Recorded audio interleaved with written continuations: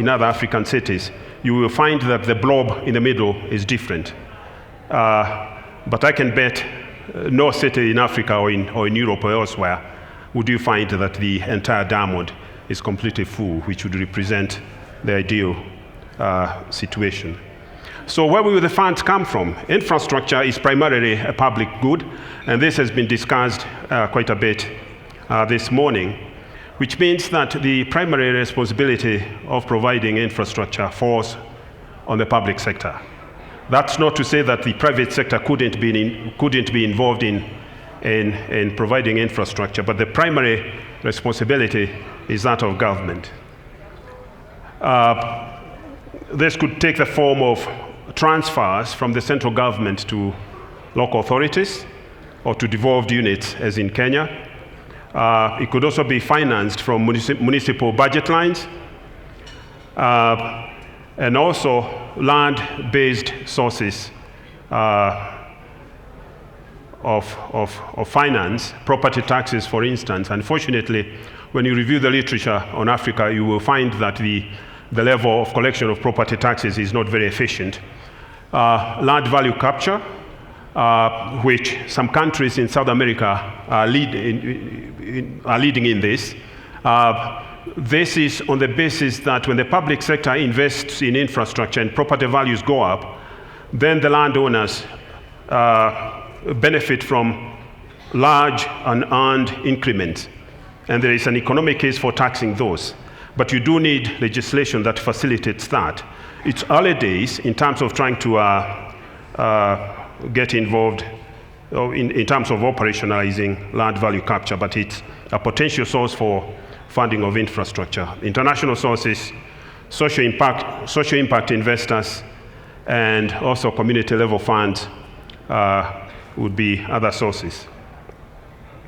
In terms of housing, which has been discussed at length this morning, I think the thing to recognize is that housing, as you all know, is a private good, and therefore the financing should basically be provided by private capital. In this particular case, because I'm talking about slum upgrading, one of the important aspects of finance is housing microfinance, as I said earlier. But you find that in high-value central sites in many of our cities, it's possible for the private sector to do deals with the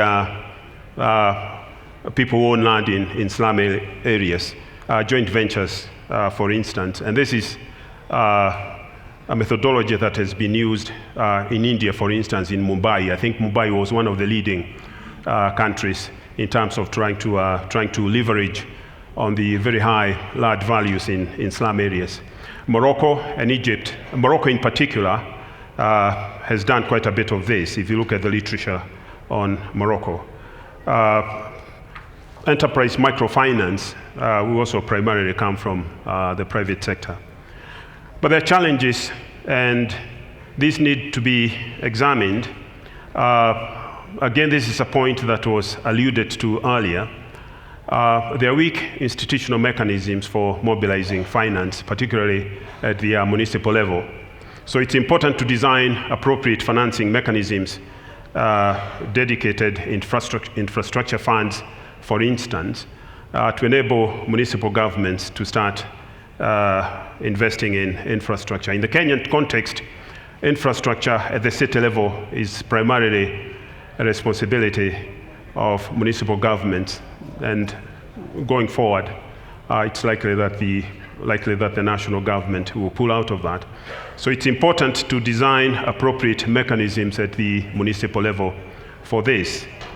And you can't do that unless you have appropriate regulatory frameworks. Again, a point that was alluded to this morning, because unless you have that, then municipal governments are not going to be able to pass the laws and regulations that they need for purposes of raising finance. With regard to housing, again, a point that has been emphasized in the morning about the extreme income poverty, particularly in slum areas, and therefore limited affordability. And there's a strong case for providing subsidies both on the supply side and on the demand side. Many of you remember many decades ago when the I think the IMF and the World Bank, etc., all opposed the granting of subsidies to low-income people. You remember the structural adjustment programs. I think most of those have now been thrown overboard, and many people realize that unless you address the issues that really affect the poor, in this case, in terms of making available subsidies to them, the political future will be very dire indeed. So there's certainly a very strong case for providing subsidies. They have to be well managed. One has to take care that they don't distort the housing finance market, but clearly there's a case for subsidies if they're properly designed. There's also a case for rental housing, a point that was also made by some of the other speakers earlier on.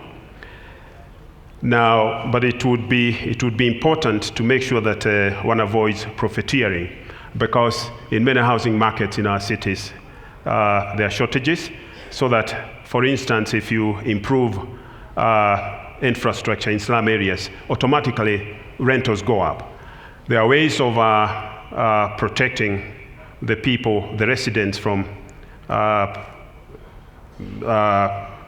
arbitrary raises in rentals.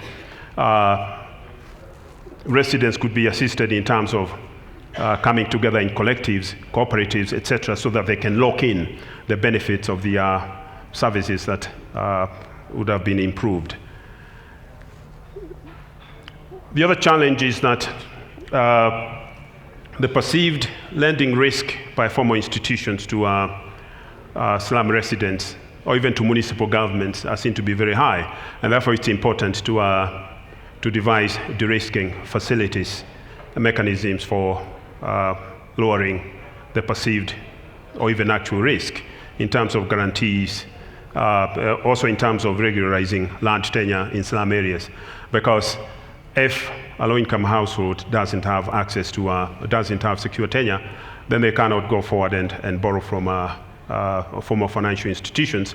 They could get money from some of the microfinance institutions because you can use the so-called collateral substitutes, which don't have to be land alone. So that's an issue that needs to be addressed. How do you de-risk lending to poor people?